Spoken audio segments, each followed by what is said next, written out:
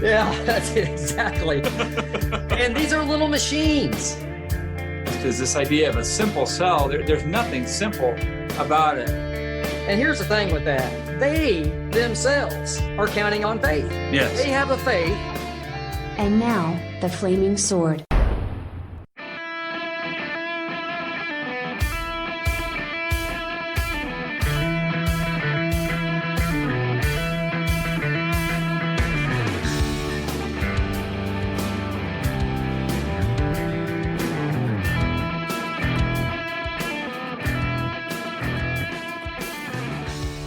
Hey, brother, how you doing? I'm doing well, Darin. What's happening? Hey, nothing much. Been ready to roll. Woo! Amen, brother. So we got through the last podcast, William Lane Craig's 8 points of why we should believe in God. Yes. And I thought this time we would cover the intelligent design, or more of a scientific reasons of why we may believe in God. And then we may come back to some of those points later. If that's good with you, we'll just move right on. That works for me, but I want to start by just letting people know how intelligently designed I am with this joke. I'm sure you will. Yeah, so okay, everybody, listen carefully. If you're driving, stay on the road, keep your eyes on the road. What kind of meat did Adam not eat? Do you know, Darin? No, you're going to tell me. Spare rib. Isn't that awesome? Bail out! I think I wanted to mention I had trouble saying philanthropist last time. What do you think there? You nailed it. I've been practicing. We were talking before what you would call not all subjective arguments. Some were more objective, and what you call philosophical when we were going through William Lane Craig's his website there. And so we went through those 8 points. But what's interesting and exciting to me, and especially this has really only came on probably the last 20, maybe 30 years, and really came on strong in the last 15, 20 years, is what is called intelligent design, which is actually a scientific argument for God, which is exciting. And it's so controversial that and it's kind of disappointing, but we don't need to get into it, but even some Christians do not want to use intelligent design argument because they feel like we're not using the Bible. We're not using the proper arguments, but I like it. I think we should use it. And a lot of the intelligent design guys are Christians. So I see no problem in using that. And it's interesting. You mentioned a little bit of controversy, and I don't have this detail right in front of me, but I know that there have been people who have even tried to get it into school districts just as an alternative, because evolution is taught, unfortunately it's a theory, but it's often taught as a fact.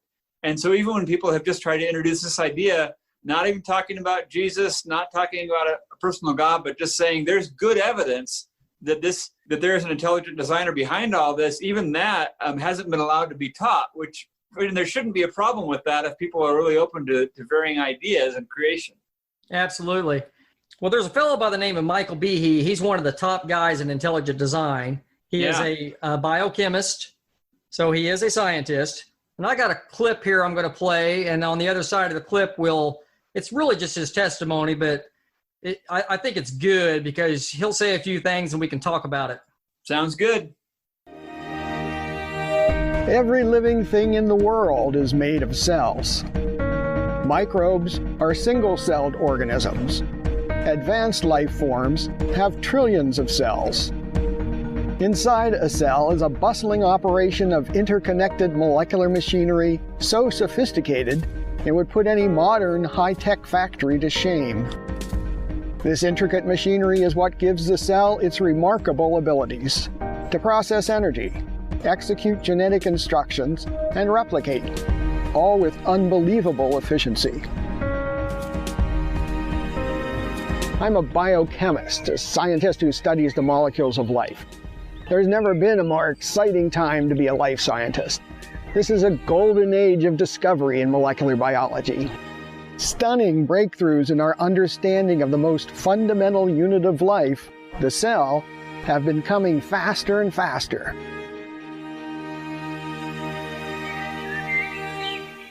My own view of the cell took a turn years ago. I was in a lab at the National Institutes of Health doing postdoctoral research. I was discussing the origin of life with a fellow postdoc. As she and I thought about the cell, we wondered, how could its complex membrane, proteins, metabolism, genetic code, how could all that have formed by the accumulation of undirected changes? So we were both sort of stunned by the notion, but then we just laughed it off. We figured that even if we didn't know the answer, somebody must know. Well, in the 10 years after that, I didn't come across any science publications that adequately answered the nagging question, exactly how did the cell get to be so complex? Everything I read presumed that those biological mysteries would eventually be solved by Darwin's theory of evolution. Being an evolutionist myself, that was fine with me. Then I came across a book titled Evolution, a Theory in Crisis by a geneticist, Michael Behe. It addressed profound problems with Darwin's theory. It asked hard questions about the origins of life. And it showed that science didn't have the answers. No matter that everyone assumed it did, or assumed that it would eventually, or something. I was flabbergasted by the book. I began to look at biology with a fresh set of eyes. And I started asking questions. Lots of questions. That's what this series is about, asking questions. Not about the why or when, but about the how of biological origins. As I said, there's never been a more exciting and fun time to be a biologist. So I'm really looking forward to jumping into this series, and I hope you'll join me. Woo! All right. Let me say first that anybody that wants to look him up, he has this series on YouTube. And so you could actually watch him do these videos. Very good, very interesting. So we may even have more clips of him at some other point in another podcast. But the thing that stuck out to me, and then I'll let you jump in, is he said he believed in evolution. Right. He was fine with, hey, this is the way it works, and then realized through his studies and looking at the cell, and the deeper they dug, the more they got into it, he realized, wait a second, evolution can't answer this question. And let me just throw in real quick, when we say evolution can't answer, this is something the atheists always like to bring up. Oh, you don't believe in evolution? Well, right here, the horse or the is related to the zebra, or a kitty cat's related to a lion, or a wolf is related to a dog. Well, we understand that as microevolution. No scientist, no Christian who studied any apologetics disagrees with that. We agree with that. What we disagree with is molecules to man, to where you go from nothing to something, not these variation within species. Right, and that's a great point. You've got many varieties of cats, for example, is one you mentioned, but that's different than saying somehow a cat turned into a dog. That's a little bigger of a leap. But no, I appreciated the fact that he acknowledged that he was an evolutionist. And also, we're talking about somebody who's doing his postdoctoral work in that field. I mean, another thing that's just thrown around sometimes, and I haven't heard this saying as much lately, but people used to say, if you're a Christian, you left your brain at the door or something like that, as if no intelligent people would ever, believe in this silly God idea. And in fact, there are some of the most intelligent people on the planet that believe this and have embraced this. And with the new technologies we have, it's actually going to be a lot harder for people that are really skeptical or especially that are atheists, because all this technology just makes it clear how complicated everything is. And that's kind of what it sounds like he kind of came up against, is this idea of a simple cell. There's nothing simple about it. And I'm pretty sure that Michael Behe knows a lot more about a cell than I do, but just in the little research I've done, just in one single cell, would have more activity going on by far than some of the largest cities in the world, just within this one simple cell. And then to think we have, at last count, potentially trillions of cells just in the human body, it's staggering. Absolutely. And some of those videos, so it's good if people want to pull them up. Some of them videos, he'll show pictures of I think it's a flagellum. That's right. Yeah, good job. That was a lot better than your first try at philanthropist. Yeah, that's it, exactly.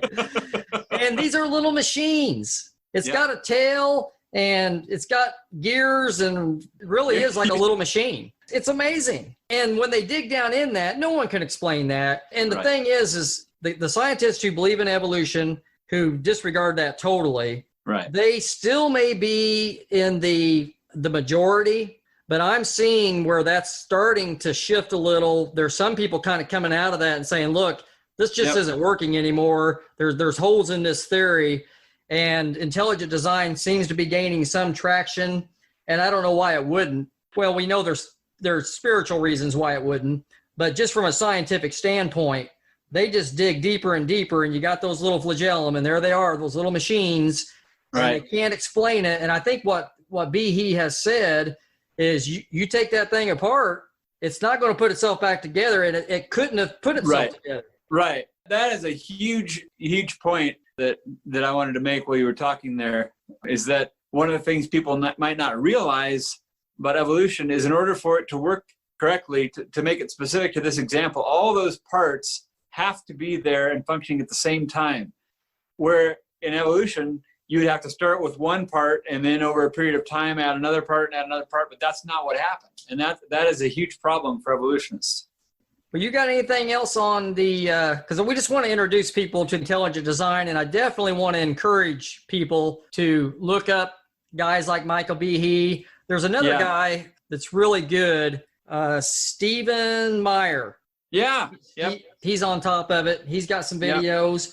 There's a place called the Discovery Institute where I think they all kind of work out of. That's something people can look up. But I encourage that, especially those who are really thinking science. They want some evidence. They want to see some things. And yes, that doesn't proclaim Christianity, but it does proclaim a creator. And you start there, and then that gets to the next point.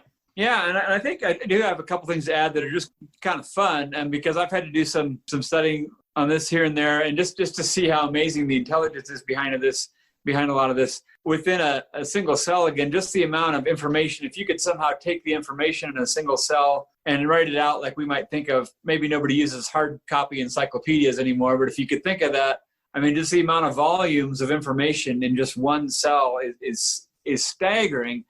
And another thing that's really interesting, just within our bodies themselves, if you took all the DNA, because each cell has a DNA in it, and those strands of DNA, they're all coiled up, kind of like a spiral staircase, and you stretch those out, each one of them several feet long. You take most human beings and you put all those threads of DNA together, and this sounds unbelievable. And I've seen slightly different figures, but essentially you could get to the sun and back 3 or 4 times. I mean, it's just crazy.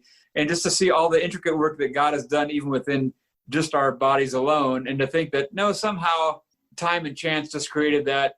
Boy, there's another apologist named Frank Turek, and he wrote a book called I Don't Have Enough Faith to Be an Atheist. And I can resonate with that. And just so people know, there was a point in time when I tried to be an atheist. I always tell people I wasn't a very good atheist because when things didn't go well, I got mad at God. But I tried to be an atheist, was definitely agnostic, which meant I just didn't have the knowledge. So I'm a person, I mean, when I'm talking about these things, I was that person. I was skeptical. I kind of made fun of people who had faith in a God. So I'm coming from that place, and there are other reasons besides just these kinds of arguments that I'm a Christian, but they do play into it, and I found they're a great way to not only get people that might be skeptical to at least take another look, but it's also a good way to encourage Christians. And if you're a Christian listening and you haven't investigated some of this, it's going to really strengthen you in your faith, and it's going to help you to be able to speak well with other people that are still skeptics.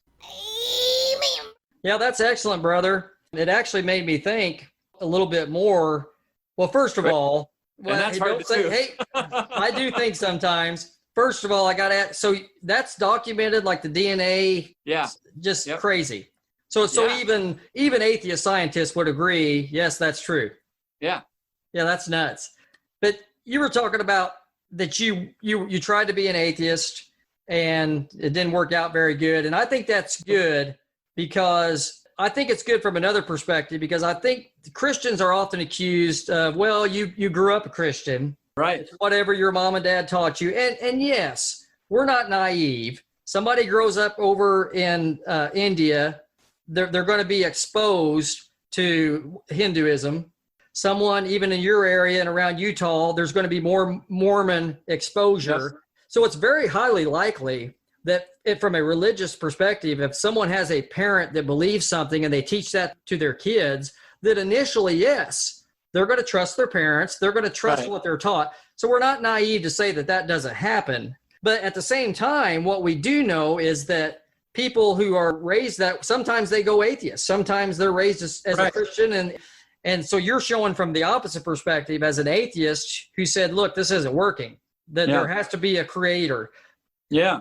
Yeah. And, and I'll go ahead and use this person's name because a lot of atheists would know who it is, but Richard Dawkins, who is a very outspoken atheist and even has encouraged people before to basically make fun of Christians. But I heard him making the same argument that you were just talking about. I mean, I've heard him do it more than once, where he'll say, well, people in this nation are just Christians because they were born here. And of course that would be the case. And you're listening to him thinking, you were born here and you're not a Christian. So you're kind of contradicting that argument. He's British. Same difference. Carry on. But yes, there's some truth to that. But obviously people from all kinds of places do become Christians that didn't start as Christians. And I'll just mention one other apologist, and I know a lot of people miss him, but Ravi Zacharias was his name, and he just died. But one of the things he said that's so important to all of this is he said people are equal, but ideas are not. And that's just another fallacious argument. People will say, well, they're basically all the same, whether it's Christianity or Hinduism or Buddhism, or even a person that's just a good person that might not have a faith, that they're all the same. But they can't all be the same because they all teach very different things. And so that's why people need to explore. And like you've mentioned, that there's an abundance of evidence. And for people who haven't researched that, you're going to have to trust Darin and I a little bit, which may be hard to do. But some of the people that we're introducing, that's one of our goals in this podcast, is to help you as the listener to kind of do some homework for you so you can go out and research Michael Behe's site or William Lane Craig and all these people. Hallelujah.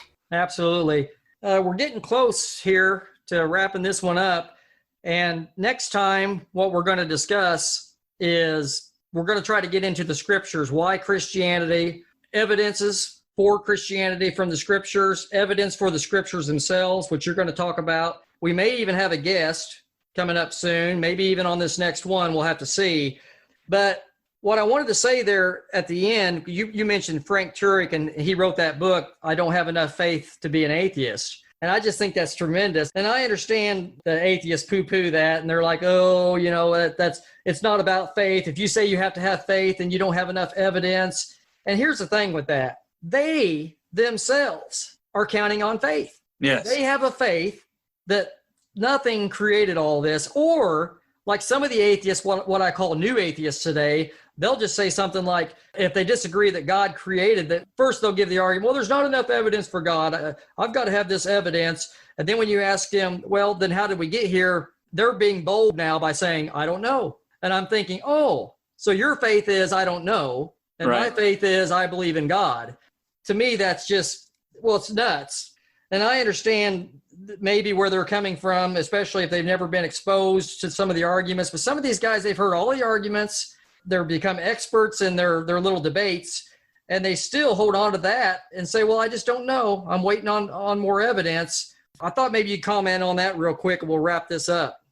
Yeah, I would love to comment on that, and I'm going to make it really specific since we're going to be heading more into the scriptures. One of the reasons that happens, from my point of view, is because the word faith is not often taught properly. And what I like to tell people to do is whenever you can find a definition right from scripture, use that one.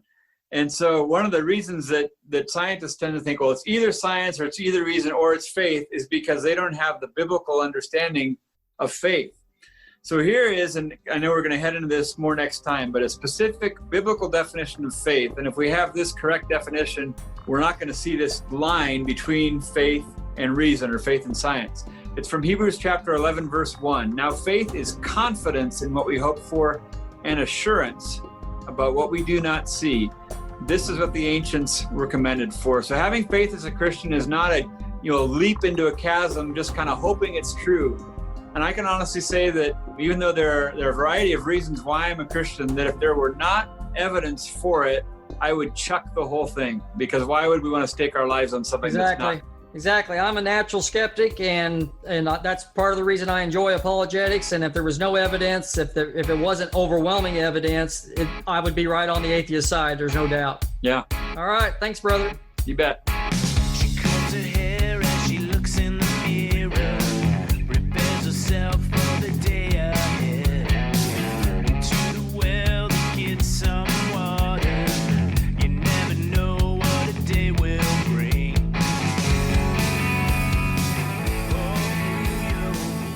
You've been listening to The Flaming Sword. Until next time, remember, love the sheep. Shoot the wolves.